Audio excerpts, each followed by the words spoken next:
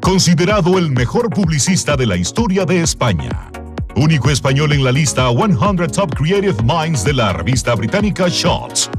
El mejor creativo del siglo XX, según una encuesta realizada por la revista Anuncios. Y Forbes, en mayo de 2018, le selecciona para su lista 100 Most Creative People in Business. También en mayo de este año, la Academia de la Publicidad le elige Académico de Honor.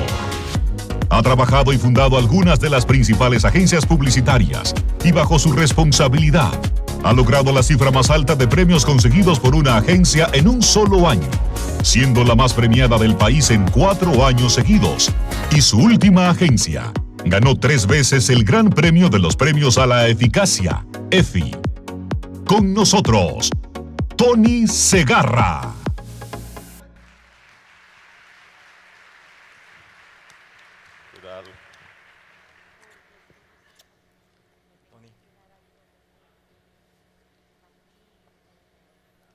Bueno. Señores, durante 5 años, este señor que ustedes están viendo aquí por primera vez en República Dominicana, una chica muy pesada le estuvo persiguiendo e incluso comprometiéndole, diciéndole que todo lo que yo quería para Navidad era el regalo de poder traerlo a República Dominicana. No sé qué opina Tony, si de verdad fue muy pesada. No, ¿qué va? Es un honor que te persigan 5 años y además alguien como tú. La verdad es que no podía venir por las razones que fuese y siempre cada año me quedaba esta sensación horrible de tengo que ir, que por fin me he sacado de encima. Así que muchas gracias y un honor enorme estar aquí. Es un hecho. Tenemos, señor, aquí presente a Tony Segarra, quien ha marcado a nivel mundial un hito en la industria publicitaria. Bienvenido, Tony. Muchas gracias.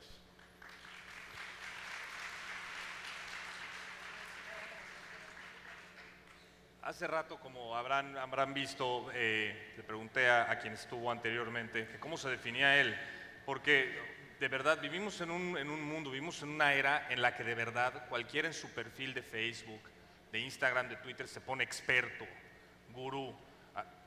A mí en la primaria me enseñaron que esos son términos que uno no se debe de poner, eso se lo deben de poner las personas. Entonces, tú eres considerado por muchos el mejor, el talento de la publicidad en España y demás. Yo sé que al final del día tú no te consideras como tal, pero ¿cómo te consideras? ¿Cómo te defines tú? O sea, tú como marca, tú como producto, como ser humano, ¿cómo te defines? Me encantaría que nos dijeras eso para que todos los que están aquí sepan de verdad quién eres y no nada más lo que dicen, que todo es cierto. Pero tú, ¿cómo te defines?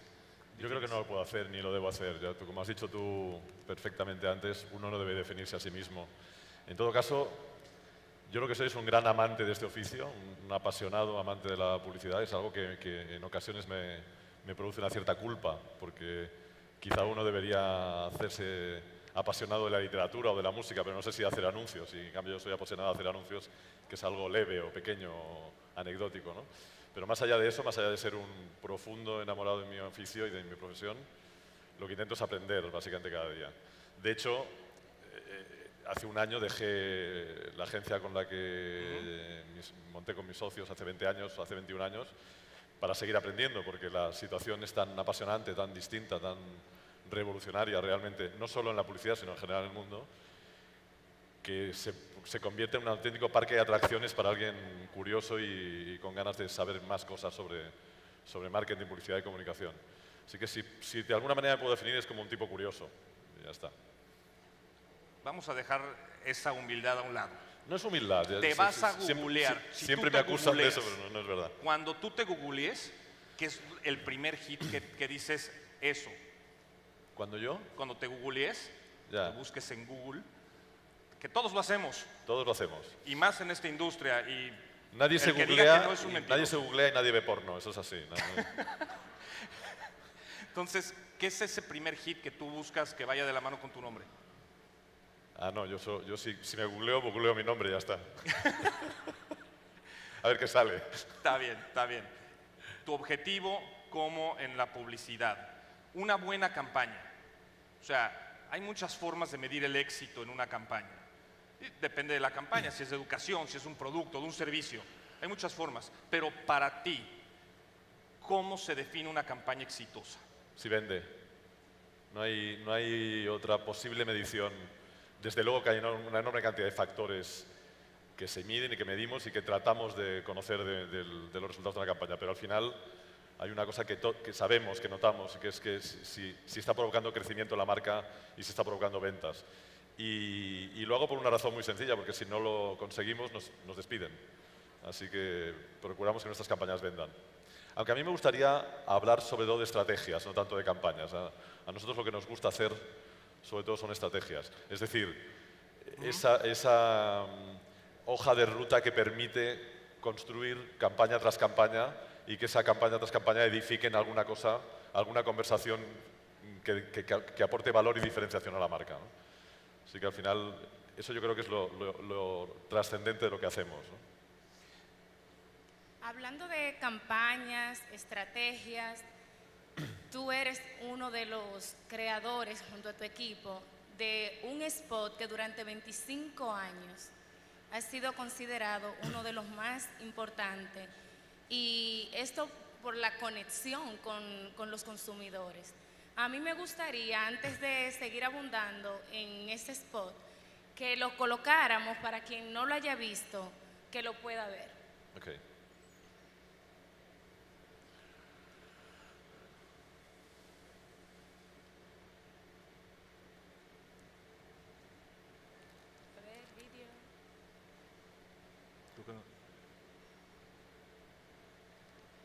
Se perdió. Si no está listo, digo, ahorita que nos avise nada más cuando esté listo para poderlo proyectar. Pero, digo, creo que en el Inter hay otro tema. Ya lo hablábamos tú y yo hace rato. El tema de la creatividad. Muchísimo se habla de la creatividad. Yo creo que hay ciertas palabras que están pisoteadas. La palabra creatividad es una de ellas. Disruptivo es otra palabra súper pisoteada. Yo empecé en el mundo de la comunicación cuando el término out of the box era el que se usaba. Ahorita es disruptivo. Pero la creatividad, sin lugar a dudas, es la columna vertebral de este tipo en esta industria. ¿Cómo defines tú la creatividad? Porque definitivamente lo que dicen los millennials de creatividad es una cosa, lo que decimos los de la generación X es otra, los baby boomers ni se digan. Pero para ti, ¿qué es la creatividad?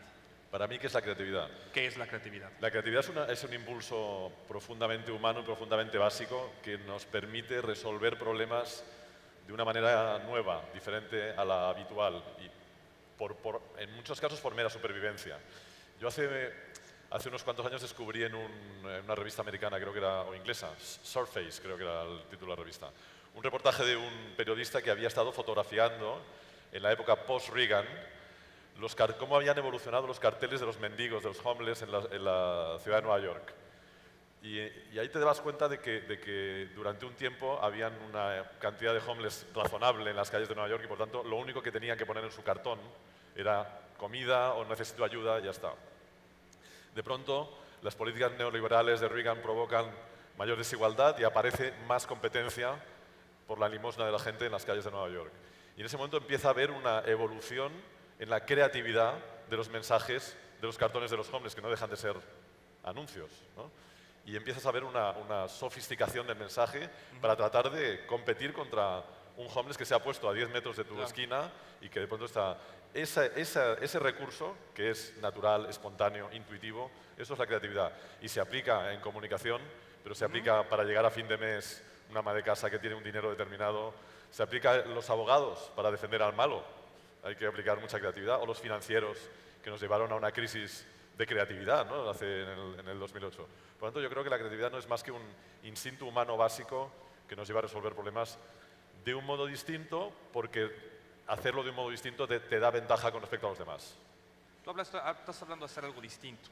También hace rato, el tema de los jóvenes, que aquí Yeseli tiene mucho contacto siempre con un sector que se está desarrollando, que está entrando a lo que es la industria. Muchas personas creen que basta con ser creativo. No es que Juanito es muy creativo, que se meta a trabajar en una agencia de publicidad. es que Juanito maneja Facebook, que se meta de community manager. O sea, creo que las cosas son un poco más complicadas. Cuando tú buscas talento joven, ¿en qué es en lo primero en lo que te fijas? O sea, te dicen, soy creativo, quiero trabajar contigo. ¿Qué es en lo primero que te fijas en la persona? La publicidad yo creo que ha cometido el inmenso error de apropiarse del adjetivo creativo como una profesión. Es decir, la creatividad en todo caso hay que demostrarla. Es como que si yo dijera soy director guapo o director inteligente. No, lo tienen que decir los otros. Es decir, si somos o no creativos ya lo juzgarán los que vean nuestro trabajo. En todo caso yo lo que busco cuando busco joven talento es buenos publicistas. Y buenos publicistas, por encima de todo, tienen que ser tipos curiosos, tipos capaces de tener un rango de inquietudes amplio, porque al final somos grandes generalistas, gente que sabe muy poco de muchas cosas, ¿no? Gente que tenga un sentido común por encima de la media, es decir, alguien que sea capaz de bajar a lo terrenal de una manera rápida y fácil, y que sean buenos estrategas, buenos analistas, es decir, gente capaz de entender un problema de una manera sencilla, es decir, capaz de analizarlo, capaz digamos, de digerir una enorme cantidad de información y simplificarla, sintetizarla en ideas que sean asumibles y que sean comunicables, ¿no? Si tienes curiosidad, si tienes capacidad de análisis, si tienes sentido común, yo creo que eres un buen publicista. Casi nunca se juntan esas tres cosas. Es difícil. Y hoy en día, cuando tú empezaste en esta industria hace 25 años, Sí. Hace 25 años. Quizá más. Quizá 30 ya. ¿Cuáles eran los atributos? O sea, ¿cómo has visto esa evolución? O sea, un joven emprendedor o una persona que quería dedicarse al tema en aquel entonces versus hoy. ¿Es, digamos, un joven reloaded con esos mismos atributos o es alguien que necesita, o es alguien ya con otro perfil atento a la tecnología? Es una gran pregunta porque me parece que el gran problema de la publicidad, y yo creo que del mundo en general, pero podemos hablar de la publicidad, es la progresiva hiperespecialización de la gente. Nos hemos convertido todos, es decir, el sistema ha acabado haciendo de nosotros hiperespecialistas. A mayor fragmentación, hablaba Bonnie de la ruptura, ¿no? A mayor ruptura, mayor fragmentación, mayor cantidad de especialistas y mayor necesidad de especialistas.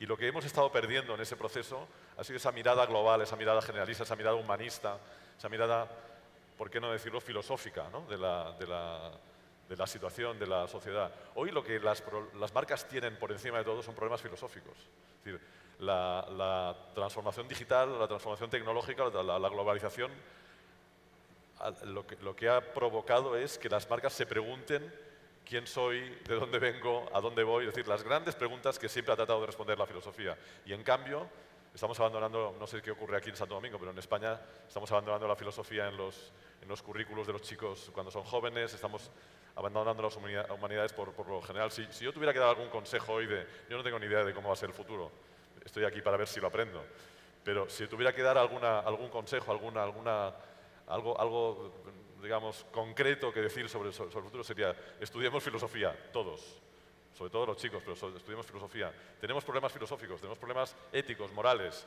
tenemos problemas que hay que resolver. Y las marcas tienen que saber quién son y a dónde van.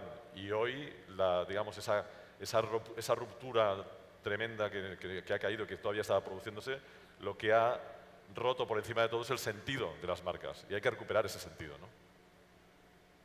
Hablando de creatividad, hoy en día con la tecnología, ¿qué opinión tú tienes respecto de se está haciendo buen uso de la creatividad para aprovechar estas plataformas digitales? Yo creo que estamos haciendo lo que podemos. Estamos haciendo lo que buenamente podemos, porque la transformación está ocurriendo al mismo tiempo que pensamos. Y en el momento que conseguimos encontrar una solución a un problema, ese problema ha cambiado y se ha transformado en otro, y ha aparecido una nueva tecnología, ha aparecido un nuevo momento de la comunicación. Por lo tanto, yo insisto, más que aplicar la creatividad, que es una necesidad imperiosa de subsistencia, hay que aplicar un cierto rigor analítico, un cierto rigor estratégico. Es decir, hoy las marcas corren el peligro grave de fragmentar su significado. De hecho, es lo que está ocurriendo. En la medida en que antes las marcas hablaban a través de un solo canal, que era la televisión, su mensaje llegaba de una manera muy íntegra, muy homogénea, muy fácilmente comprensible. Hoy están hablando a través de 14, 15, 17, 24, 38 canales distintos. Cada uno de los canales empieza a ofrecer una idea distinta y una visión distinta de esa marca. Por tanto, al final esa marca es una especie de mosaico de mensajes distintos. Lo que tendríamos que recuperar, lo que las marcas tienen que recuperar es precisamente un sentido, una conexión. Moni hablaba de hackear las marcas, de crear valor rompiendo. Yo propondría lo contrario, es decir, crear valor uniendo de nuevo los fragmentos. Si lo que hay que encontrar es eso que los físicos llaman la constante, ¿no? Es decir, la realidad está fragmentada, siempre estuvo fragmentada. Hoy, digamos, Internet lo transparenta, nos lo muestra, pero la realidad siempre estuvo fragmentada. Y lo que hay que encontrar es ese hilo que une unos cuantos trozos para darle un sentido, para darle un significado, porque si no damos sentido, la gente no entiende nada. Otros lo llaman storytelling, a mí me daba un poco de rabia hablar de storytelling, esas palabras que tú decías antes que gastamos, ¿no? Al final se trata de darle un significado, un sentido, que lo que decimos sea comprensible, sea siempre consistente, sea siempre coherente, que una marca sea un mensaje más o menos comprensible y global. Porque además nos hace falta, es decir, yo creo que uno de los graves riesgos de la fragmentación es que nos separe como seres humanos. Es decir, una de las cosas que nos permiten tener una identidad como seres humanos es que compartimos eso que dice Noah Harari en Sapiens, ¿no? Compartimos ficciones, compartimos historias, compartimos conceptos, diría yo, ¿no? Es decir, la paz es un concepto, el amor es un concepto, la solidaridad es un concepto, ¿no? Si vamos separando los mensajes, si vamos fragmentando todo lo que hacemos, finalmente esas cosas que nos unen, que no dejan de ser pequeñas historias o pequeños relatos, se pierden, ¿no? Entonces una marca debería tratar de ser un mensaje lo más común que sea posible, lo más general, lo más universal que sea posible. Y para eso lo que hace falta, más que romper, es volver a pegar, ¿no? Nada más para decirles, el video que les habíamos dicho, me están informando que no lo tenemos en el formato indicado, con la calidad que se merece. Entonces, cuando tengamos esa calidad, lo vamos a subir en las redes sociales. Entonces, sí, también es un anuncio para pedirles que sigan a FOA en las redes sociales. Y ahí vamos a colocar el video cuando lo tengamos. Estás utilizando unos conceptos muy interesantes que a mí se me hacen aún más interesantes porque hay algo que yo sé de ti, que les quiero informar, perdón, pero lo encontré en YouTube, ya todo está en YouTube. Él quería ser escritor antes de dedicarse a la publicidad. Sí, vi que por ahí pusisteis escritor, aquí, publicista escritor. Me parece una cosa muy vanidosa, me alegra mucho que lo pongáis, pero yo no soy escritor. No fuiste escritor. Ya me gustaría. No fuiste escritor, te dedicaste al mundo de la publicidad, pero o sea, tú has dicho, no fui escritor, nunca he escrito, pero estás utilizando conceptos muy de literatura, estás pidiéndoles a las personas que estudien filosofía, o sea, ¿no crees tú que detrás de ese concepto de publicidad, de publicista o de advertising guru, como le quieran llamar hoy en día, sí hay un escritor que justamente está manifestando su literatura y su obra de arte mediante marcas? No, yo no lo creo. Yo creo que un escritor es un autor, el autor yo creo que de una sola obra. En realidad, los escritores se pasan la vida escribiendo una sola obra hasta que, si tienen suerte, un día la encuentran, ¿no? La escriben. Y un escritor es un estilo también, es una manera de contar las cosas. Porque en realidad las historias ya todas fueran escritas, ¿no? ya todas fueran contadas. Lo que nos queda, o lo que le queda a un buen escritor es encontrar una manera nueva de contar la misma historia de siempre, ¿no? No, yo no soy un escritor, yo estudié literatura, estudié filología, una carrera que me ha sido, a pesar de lo que pensaba mi mamá, me ha sido muy útil para trabajar en publicidad. Es la típica carrera universitaria que todo el mundo cree que es inútil, pero finalmente yo creo que tiene alguna utilidad. Pero no creo que lo que estoy hablando aquí o lo que diga surja de mi identidad como escritor, porque no lo soy, sino, en todo caso, sí mi identidad como generalista, como persona curiosa, como persona que no trata, o que trata de huir, en la medida que puedo, de la especialización, del encasillamiento, de la compartimentación a la que el sistema y la necesidad, digamos, de progresar en cualquier oficio te lleva, ¿no? Te conduce. Entonces yo si algo trato, sí realmente es de tratar de mantener una mirada global, y por eso últimamente, por ejemplo, más que literatura estoy estudiando filosofía, porque creo que la filosofía me permite una cierta contrainercia frente a la inercia brutal de la comunicación y del sistema de la tecnología, que te lleva a ser cada vez más pequeñito, ¿no? Estar en una cajita más pequeña, creyendo que lo sabes todo de esa cajita, pero en realidad no sabiendo nada, ¿no? Fíjate, como tú puedes ver acá y yo puedo ver allá, el público ya nos está haciendo unas preguntas. Yo creo que aquí tenemos una de Fernando Esteves. ¿Cuáles son las características de un buen publicista? Eso creo que ya nos lo dijiste hace rato. Sentido común, capacidad de análisis.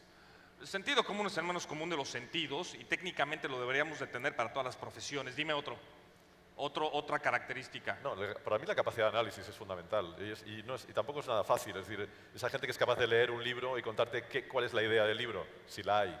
Ok. ¿No? Normalmente en los libros no hay ideas. Tenemos una de Erika Valenzuela. ¿Cuál es el reto para los creativos hoy día en este momento de infoxicación y cómo pueden lograr que las marcas se destaquen? Ya. Si lo supiera. Está fuerte esa. Para empezar, dejémonos de llamar creativos. O sea, yo creo que eso nos ayudaría mucho. Yo creo que estoy en una cruzada para intentar que olvidemos eso y que dejemos de utilizar la palabra creatividad, de apropiarnos de una palabra creatividad que pertenece a todo el mundo. O sea, creo que estamos siendo malévolos en esa utilización. Entiendo que hablamos de creativos publicitarios y de vendedores y, por tanto, yo creo que si hay alguna cosa que debemos hacer es lo que estoy insistiendo todo el rato, es tratar de mantener una voluntad estratégica. Y eso ya es complicado, porque precisamente el ritmo y la composición del mundo es cortoplacista, por definición. La bolsa, la economía, la globalización, la política, todo tiende al corto plazo de una manera ineludible, ¿no? Y nuestro trabajo siempre fue bueno en la medida que fue capaz de pensar en las marcas y en su proyección en el tiempo. Por tanto, tratar de mantenerse como razonables estrategas sería una buena estrategia para funcionar en este oficio. Aquí estamos viendo una de Néstor Saldívar que creo que es muy interesante en un mundo en el que, otra palabra que, que estuvo de moda y que también nadie entiende, globalización. ¿Cómo unificar criterios con facilidad en una organización global para comunicar un mismo mensaje universal y simple? Esto de verdad que pocas veces lo he visto, o sea, ¿cómo realmente logra eso una multinacional? Yo creo que esto nos entronca con uno de los grandes problemas de la publicidad. Yo vengo de la publicidad, lo que hoy llamamos publicidad tradicional, que es curioso porque la publicidad tradicional es en realidad esa publicidad que creó la televisión y que ha sido una publicidad de 50 años y que tampoco podemos llamar publicidad tradicional. Hubo una publicidad antes de la televisión. Yo vengo de esa publicidad, digamos, que construyó la televisión. Y esa publicidad yo creo que ha ido perdiendo progresivamente el contacto con la gente que toma las decisiones en las compañías. Es decir, hoy vemos uno de los grandes debates en mi profesión es la competencia de las consultoras de negocio, ¿no? Es decir, ¿por qué en algún momento nosotros dejamos de tener ese nivel de interlocución elevado con la gente que realmente toma decisiones en las marcas? Y eso, en cambio, no se ha perdido en consultoras de negocio que hoy están ocupando nuestra posición como asesores o como estrategas de marketing en las grandes compañías, a través precisamente de esa transformación digital que está ocurriendo y que es lo que a las consultoras fundamentalmente les encarga, ¿no? Es decir, ¿cómo resuelvo mi problema filosófico de qué soy en el mundo digital? Eso lo perdimos. ¿Cómo resolver este asunto estratégico? ¿Cómo resolver hablando con la gente que toma decisiones, con la que no estamos hablando? Recuperar esa interlocución, no sé cómo. Yo, por esa razón, fundamentalmente, salí de la agencia.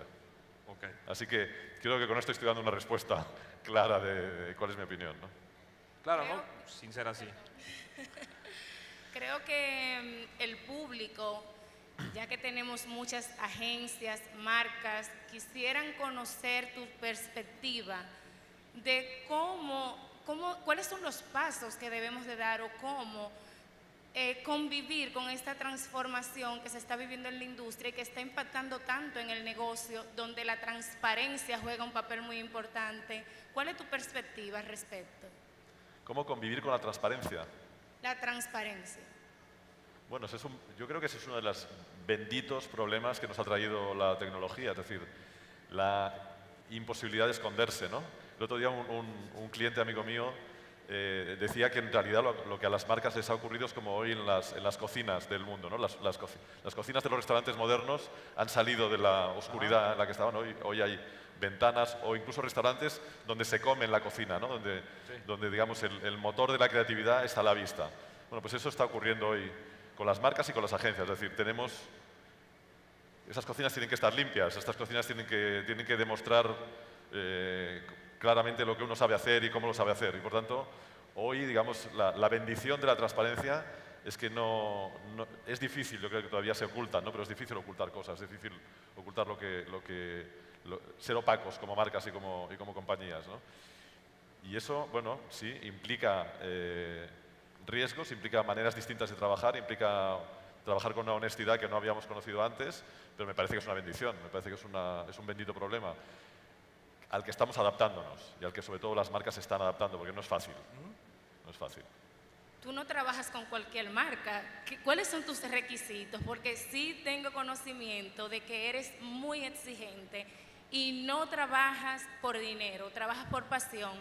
Pero ¿qué buscas en una marca? ¿Cuál es esa relación que debe existir para trabajar con Tony Segarra? No, sí que trabajo por dinero, ¿eh? Que no se vayan a pensar que soy tonto. Un poco sí, pero no tanto. No soy tan exigente. Yo me apasiono enseguida con... De hecho, ese es mi problema. Mi socio, Luis Cuesta, dice que no soy capaz de decir que no a casi nada y es un poco verdad. O sea, a mí me cuentan un problema de comunicación y enseguida lo quiero resolver o me quiero meter o quiero aprender cómo hacerlo. Así que no soy complicado. Me parece que lo de tildarme de exigente es una exageración, ¿no? Yo creo que soy un profesional relativamente fácil en eso. Otra cosa es que uno tiene el tiempo que tiene y tiene la capacidad mental que tiene y la fuerza física que tiene y da para trabajar en los proyectos que se pueden trabajar y no en más. Pero sí, yo me adapto a cualquier cosa, pequeña o grande. Dentro de la transformación publicitaria, o sea, también se está transformando la relación entre agencia y cliente. ¿Tú cómo lo estás viviendo? Bueno, en esta nueva etapa, con una enorme curiosidad, porque, claro, me doy cuenta de que he estado viviendo en una burbuja determinada, que fue durante muchos años una burbuja muy importante, la burbuja, digamos, de esa publicidad tradicional, de publicidad en televisión, que durante décadas, digamos, absorbió la mayoría del presupuesto y la mayoría del mensaje y, por tanto, digamos, la estrategia y el rigor se partían de la agencia de publicidad tradicional y eso se ha ido perdiendo a medida que la audiencia se ha ido fragmentando, ¿no? Que las audiencias se han ido fragmentando.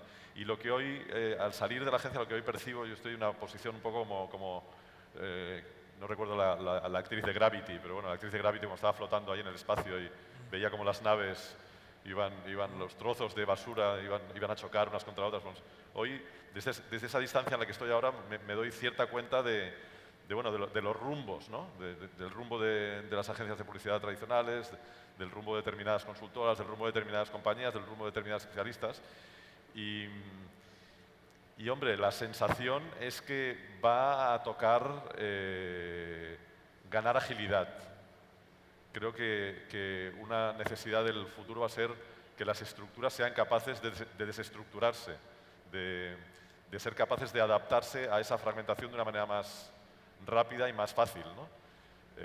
Yo creo que iremos a un futuro en el que seguramente habrá estructuras de servicio que seguirán siendo estructuras razonablemente grandes porque necesitan dar un determinado servicio. Yo creo que una agencia de publicidad que siempre hemos vendido como estructura de creatividad es en realidad una estructura de servicio. Es decir, la agencia de publicidad lo que hace es dar un servicio diario y muy intenso a una marca y a un anunciante. Pero en realidad la creatividad es lo que yo creo que se va a fragmentar. Yo creo que cada vez más vamos a ver gente de mucho talento navegando en ese espacio sola y que se va a juntar con otra gente de talento, digamos, en estructuras adecuadas para proyectos concretos. Yo creo que estamos pasando de un digamos, universo en el que la estructura creaba la idea a un universo en el que son las ideas las que van a crear las estructuras en base a proyectos concretos, ¿no? Pero son razonamientos míos, no sé si es así. Ahorita hablaste de clientes. Yeseli estaba también preguntando al respecto de los clientes. Siempre se dice, y estoy convencido que las personas como las marcas pues, tienen una personalidad, tienen una responsabilidad. No estamos hablando de temas de transparencia, pero yo creo que todas las profesiones llega un momento en el que tienen que tomar decisiones fuertes. Quizás un cirujano plástico tiene que decidir si opera o no a un narcotraficante para cambiarle la apariencia. Un abogado, oye, ¿está bien o mal que defienda al violador? Todas las profesiones llega un momento en el que tienen que tomar decisiones. Aquí hay marcas, como personas dijimos, que han cometido errores o marcas que generan rechazo por parte de la sociedad. Lo hemos visto en múltiples industrias, la minería, o sea, muchas industrias que generan rechazo. Aunque hagan las cosas bien, generan un rechazo por temas medioambientales y cualquier otro. ¿Cómo manejas tú cuando un cliente o un prospecto se te acerca que te genera un conflicto? ¿Cómo lo manejas? Todos trabajamos por dinero, o sea, no somos carmelitas descalzas. ¿Cómo manejas tú ese tipo de conflictos? Yo creo que hay dos respuestas a un conflicto de ese tipo. Hay una respuesta que yo no sé dar, que es la respuesta del corto plazo, que es muy importante, la respuesta de la crisis, la respuesta de los gabinetes de crisis, ¿no? Es decir, cuando ocurre algo de pronto que cambia el rumbo de una compañía o que cambia el entorno de una compañía y que de pronto hay que solucionar de una manera rápida. Yo en eso no soy bueno, y no sirvo, y en todo caso lo digo y no respondo, digamos, a ese tipo de problemas. Hay otra cuestión que tiene que ver con esta, que es en qué se tiene que convertir esa marca en un nuevo entorno, en un nuevo, ¿no? Es decir, cambio climático, globalización, azúcar. Hoy tenemos aquí a Marcos, por ejemplo, que se ha enfrentado a ese problema, ¿no? Esa demonización de pronto y que ocurre y que está ahí en el ambiente y hay que resolver. Y frente a eso, muchas veces hay que tomar decisiones estratégicas, que es decir, bueno, ¿cómo altero mi rumbo de modo que siga siendo yo, pero vaya hacia el nuevo rumbo que tengo que tomar sin dejar de ser lo que soy, ¿no? Y ahí, pues, en lo que hay que trabajar es, vuelvo a insistir, en recuperar un poco. Hoy se habla mucho del propósito de las marcas, ¿no? Es decir, las marcas siempre tuvieron que tener un propósito, si no porque están en el mundo, ¿no? La cuestión es que el grave problema es que muchas de ellas lo olvidaron. Lo olvidaron porque creyeron que finalmente su propósito era crecer, que su propósito era ganar dinero, que su propósito era ser rentable, su propósito era financiero, ¿no? Y esa, digamos, inercia financiera ha llevado a muchas marcas a creer que simplemente ganando dinero estaban cumpliendo aquello para lo que vinieron al mundo, y no es así. Las marcas vienen al mundo a ofrecer un producto mejor, diferente, más barato, más práctico, más cómodo, por alguna razón que además yo creo que esencialmente tiene la pretensión de hacer el mundo un poco mejor, un poquito mejor. Es decir, un pañal para los bebés un poquito mejor, un refresco que refresque un poco más, una cerveza que esté más rica, un billete de avión que sea más barato y que te permita viajar a más gente, ¿no? Eso, en origen, tiene una bondad, tiene una bondad moral razonable. Eso, es verdad que el escenario y el entorno muchas veces te lo apartan, pero recuperarlo y saberlo proyectar en el futuro es lo que yo trato de hacer cuando hay un problema estratégico, que ese es un problema grave estratégico, ¿no? Tenemos preguntas del público. Si para ti las ideas crean las estructuras, ¿cuál será entonces el futuro de las agencias? Ojalá lo supiera, ¿no? He salido para ver si lo encuentro. Yo creo que puede ser un futuro precisamente de construir una estructura capaz de crear estructuras. Es decir, lo hemos hablado y lo vemos, ¿no? La estructura de una productora de cine, por ejemplo, ¿no? Los productores de cine construyen equipos para un proyecto, para una película, equipos complejísimos de gran cantidad de talento, que administran gran cantidad de dinero y que en cuanto la película acaba se desmontan para empezar otro proyecto. Entonces, ¿por qué no pensar en agencias de publicidad que en algún momento sean capaces que tengan un mínimo estructural, que yo creo que serían la gente capaz de construir un equipo y capaz de dirigir un equipo, es decir, liderazgo estratégico y producción, capacidad de producción, capacidad de generar proyectos, y que luego sean capaces de construir el equipo apropiado para cada uno de esos proyectos. ¿Por qué no eso no puede ser una estructura? Luego hay aparte, yo creo que las agencias de publicidad van a evolucionar en muchos casos a estructuras muy claramente de servicio, que van a ser estructuras, yo creo que más commodity, más low cost, capaces de trabajar para clientes inmensos en muchos países y que den un servicio de gran calidad sin la pretensión de ofrecer un servicio creativo además, ¿no? Yo creo que hasta hoy la creatividad ha sido un poco el regalo que las agencias de publicidad daban a los clientes por manejar una cuenta. Hoy yo creo que esto desaparecerá, ya no se va a pagar por la creatividad se va a conseguir en otro sitio. La creatividad entendida como el talento, no me gustaría ser contradictorio con lo que he dicho antes, es decir, aquella capacidad de construir ideas que relacionen marcas con consumidores, ¿no? al respecto de las agencias, o sea, y de lo que estamos buscando. Quienes no saben dicen que los que estamos en esta industria quizás somos bohemios, yo prefiero llamarnos románticos, humanistas, pero todos al final del día llegamos al mismo reto, que es venderle una idea a un cliente o obtener un cliente, ¿no? Y muchas veces los mismos clientes que están del lado de las empresas dicen, ¡ay, qué gran idea! Pero no. ¡Ay, excelente idea! Pero no. ¡Ay, qué creativo! Pero no. ¿Cómo uno logra justamente? La otra opción es adaptar la idea a lo que él quiere y pues la idea de ser un consultor asesor se pierde. ¿Cómo lograr convencer al cliente? ¿Cómo venderle una gran idea a un cliente que quizás es un ingeniero, que quizás es un arquitecto, que es una persona que no habla nuestro mismo idioma y no quizás tiene esta misma pasión por el tema de la publicidad, el marketing y la comunicación? ¿Cómo venderle una idea a un cliente? Mira, si uno tiene una relación saludable y normal con un cliente, uno nunca tiene que venderle al cliente nada. De hecho, el cliente es parte, digamos, fundamental y decisiva del equipo de una agencia. De hecho, en los mejores casos en los que yo he trabajado con buenos clientes, el cliente ha sido el auténtico director creativo del proyecto. Okay. Es el que finalmente toma la decisión, el que finalmente dirige. Y si hay una relación saludable con un cliente y una relación larga a poder ser, no hay que vender, uno va construyendo, digamos, esas ideas. Uno viene un día y le dice, oye, con respecto a ese problema que tenemos, a mí se me ha ocurrido esto, ¿cómo lo ves? Y el cliente te dice, pues bien, pero hay algo que no acabo de ver. Y la cosa se va construyendo un poco entre todos, ¿no? que es como las cosas se construyen. No hay alguien que está en la ducha y de pronto dice, se me ocurrió la idea genial. No, a mí no me ha pasado nunca. Es decir, en la ducha se te ocurre una idea que luego se pone en funcionamiento. Y sobre todo que esa idea que se te ocurre en la ducha no es nada, es apenas un fogonazo que luego hay que convertir en algo. Es decir, hasta que una idea no es algo, no es nada. Tiene el valor de la... O sea, es un tema de química con el cliente. De la basura. Es un tema de relación. A nosotros nos pagan por estar al lado del cliente, por ser partners de ese cliente y por ayudar a resolverle problemas, uno de los problemas que tienen ellos de comunicación. Lo mismo que tendrán al lado un partner que le ayuda a resolver problemas legales y otro partner que le ayuda a resolver problemas financieros. Nosotros somos especialistas en un determinado asunto que es comunicar con la gente, comunicar con la mayoría de la gente a poder ser, y eso es lo que tratamos de hacer. Si esa relación es saludable y es sana y es larga, yo no creo que haya que vender en el sentido de vender. Otra cosa es esa perversión del concurso, ¿no? Del pitch, ¿no?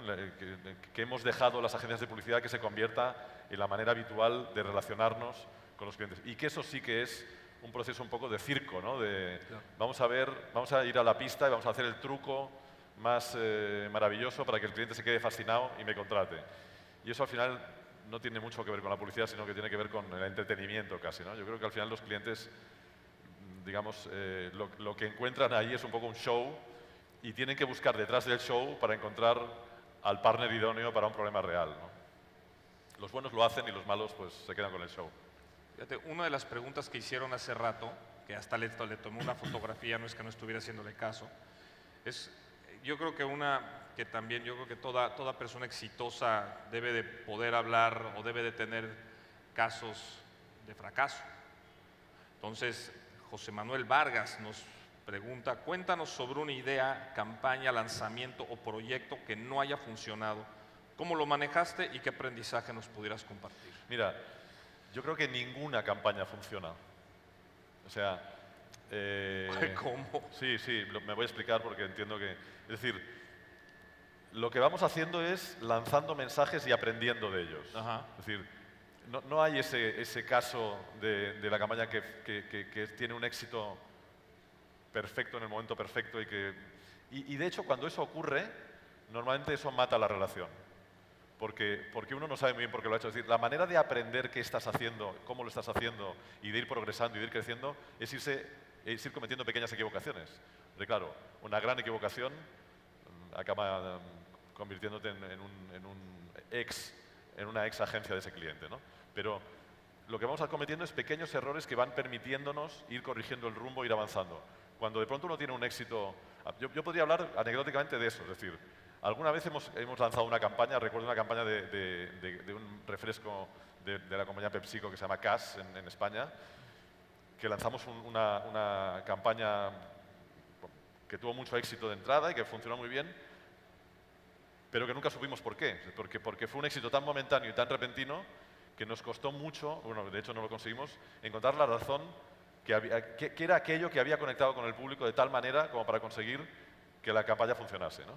Como no supimos encontrar el error, no supimos progresar. Fue un éxito excesivo, digamos, ¿no? Fue un éxito, eso que le pasa a algunos músicos, ¿no? Que de pronto lanzan un disco perfecto y que tiene un éxito increíble, que vende todo y que de pronto no son capaces de reproducir y nunca están a la altura de la expectativa que generaron con el primer disco. Yo creo que las marcas tienen que empezar construyendo poco a poco. De hecho, yo creo que las campañas tienen que empezar de una manera didáctica, pedagógica. Un defecto que tenemos las agencias de publicidad es que cuando pensamos una estrategia, la tenemos tan interiorizada que solemos hacer la campaña del cuarto año el primer año. Porque lo hemos desarrollado tanto que no le dejamos a la gente que aprenda lo que nosotros hemos aprendido los meses que hemos estado trabajando en ella. Y pasamos directamente al cuarto año, que es el año divertido, es el año donde podemos hacer las campañas buenas, ¿no? Hay que ir paso a paso, ¿no? Y ese paso a paso implica errores, necesariamente. O sea, tus campañas es un constante momento de calibración mediante va evolucionando. Lanzar un mensaje. Cuando en el Manifiesto Club Train se habló de los mercados son conversaciones, a mí me parece una metáfora maravillosa, porque siempre han sido así. Es decir, lo que la marca hace con el consumidor es hablar. Entonces, es una charla, es, hola, ¿cómo estás? Y entonces decir, bien, pero me molestó lo que dijiste. Vale, ¿qué es lo que te molestó que te dije? Pues me molestó esto. Eres un poco arrogante, eres un poco... Esto es lo que vamos aprendiendo. Es decir, lanzamos un mensaje, escuchamos. Lanzamos un mensaje, escuchamos. Y a medida que vamos escuchando, vamos aprendiendo cómo hablar. Y eso, si no hay pequeños errores, si no hay pequeñas disfunciones, no se construye. O sea, escuchar es, digamos, el secreto para poder evolucionar y que no sea algo rígido, sino flexible de poder ir cambiando. Fundamental. Y ahora que hablas de escuchar, yo creo que una de las posibilidades del futuro, es decir, una de las cosas que permite a las marcas la tecnología es la posibilidad de crear y de gestionar su propia audiencia. Es decir, por primera vez en la historia, yo creo que una marca con un determinado nivel de presupuesto es posible que cree una audiencia y que la gestione. De hecho, hay marcas como los bancos, por ejemplo, que ya tienen una audiencia creada. Es decir, cuando ellos hablan de clientes, no lo están contemplando como una audiencia, pero esos clientes, esos 5 millones, 10 millones, 15 millones de clientes, pueden ser una audiencia. Hablan con ellos todos los días, les conocen perfectamente, saben lo que compran, les conocen íntimamente. ¿Por qué no contemplan a ese cliente como una audiencia? Esa transformación, digamos, antes lo decía Bonnie, ¿no? de anunciante a medio, y yo creo que es una de las transformaciones que vamos a ver en el futuro. Es decir, cómo ya lo hemos visto con Red Bull, con gran éxito, lo hemos visto con Lego, por ejemplo, lo estamos viendo con Marriott, es decir, compañías que son capaces de entenderse a sí mismas como canales de un determinado mensaje. Es decir, yo tengo un territorio y yo debería ser el mejor generador de contenido de ese territorio, ¿no? Es decir, si yo soy un banco, hombre, la información fiable, extraordinaria sobre banca y sobre finanzas debería ser mía, ¿no? Entonces, en esa transformación del cliente en audiencia, es decir, en la capacidad que tengan las compañías y las marcas de escuchar, va a haber parte de la transformación digital, ¿no? ¿Cómo logras ese toque humano en todas tus campañas, que yo podría decir que son como el sello? Como el sello de tus campañas. Ese toque humano, ese toque que va directo a la fibra de las emociones. ¿Cómo lo logras? Pues tampoco lo sé. En primer lugar, no lo logro yo, sino que yo digamos, he tenido el privilegio de dirigir durante 20 años a un equipo de gente de un talento extraordinario. De hecho, antes me pedías una definición. Yo creo que si algo hago bien es juntarme con gente mejor que yo. Eso sí que lo he hecho. Y además, robarles el protagonismo. Eso también lo hago muy bien. Quedarme con sus méritos. Así que desde aquí, gracias a toda esa gente. Pero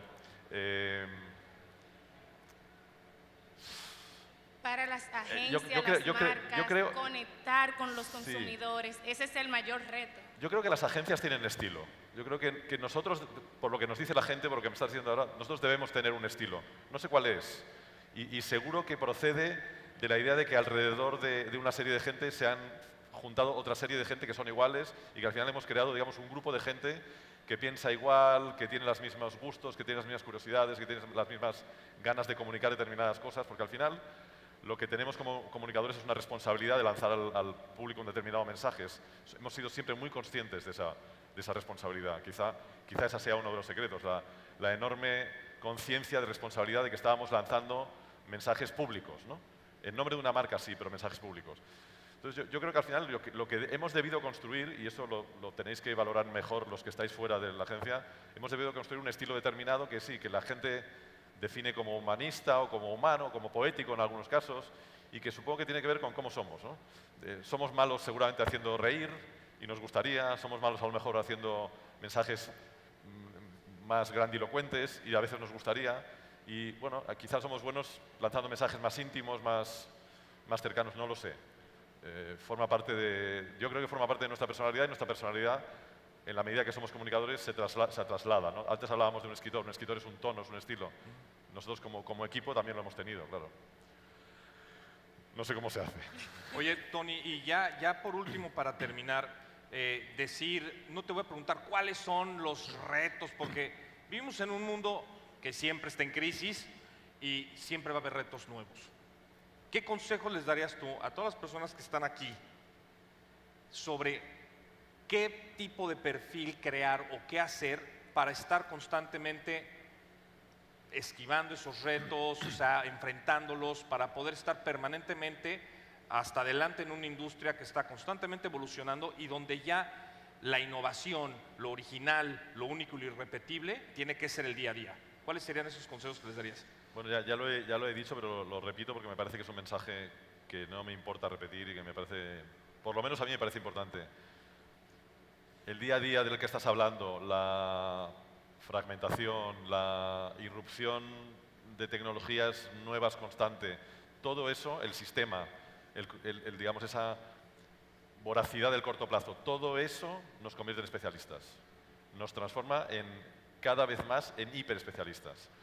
Y es inevitable, y además es necesario. Es decir, no se puede progresar si no compartimentamos el conocimiento y vamos, digamos, construyendo a partir de esa compartimentación. Si no, el progreso viene de ahí. Pero tiene que haber una mirada global, tiene que haber una mirada lejana, tiene que haber una distancia, tiene que haber una perspectiva, tiene que haber una visión que nos permita desde lejos entender o tratar de intuir hacia dónde estamos yendo. Y eso se consigue tratando de luchar contra esa inercia de la especialización. ¿Cómo?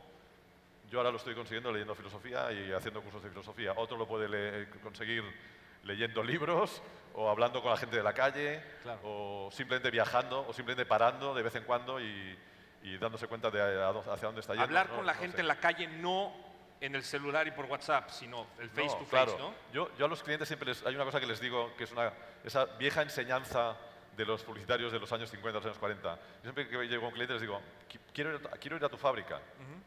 Quiero saber qué haces. Es decir, ya lo veo en la tienda, pero ¿cómo lo haces? ¿Qué haces? ¿Por qué? Porque yo tengo un amigo que le gusta mucho cocinar y que siempre que pide una receta de un plato, exige que la persona que le dé la receta la cocine delante suyo. Porque él dice, la gente que escribe una receta, por bien intencionada que sea, siempre olvida lo más importante.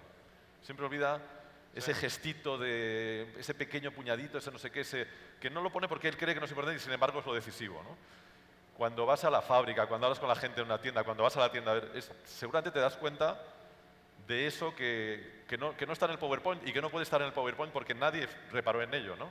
Y ahí están normalmente las visiones. Y eso al final es mirar con una cierta distancia, con una cierta calma, con una cierta lejanía. Yo últimamente reivindico la ignorancia, en la medida en que la ignorancia, es decir, creo que sabemos demasiado de muy pocas cosas. Y bueno, habría que volver a eso de Sócrates, yo solo sé que no sé nada. Es decir, saber muy poco de muchas cosas es lo que realmente te permite establecer conexiones. Es decir, al final, el trabajo de la creatividad o el trabajo del análisis es establecer conexiones de una información relativamente grande, ¿no? Es decir, de todo esto que me has contado, esto y esto es lo que se pueden ligar, ¿no? Si tenemos una curiosidad global, si tenemos una capacidad de aprendizaje global, es más fácil establecer esas conexiones, ¿no? Pues ahora sí que muchísimas gracias. No, gracias Espero que hayan tomado nota, de verdad. Un honor, de verdad. Un aplauso, por favor. Así.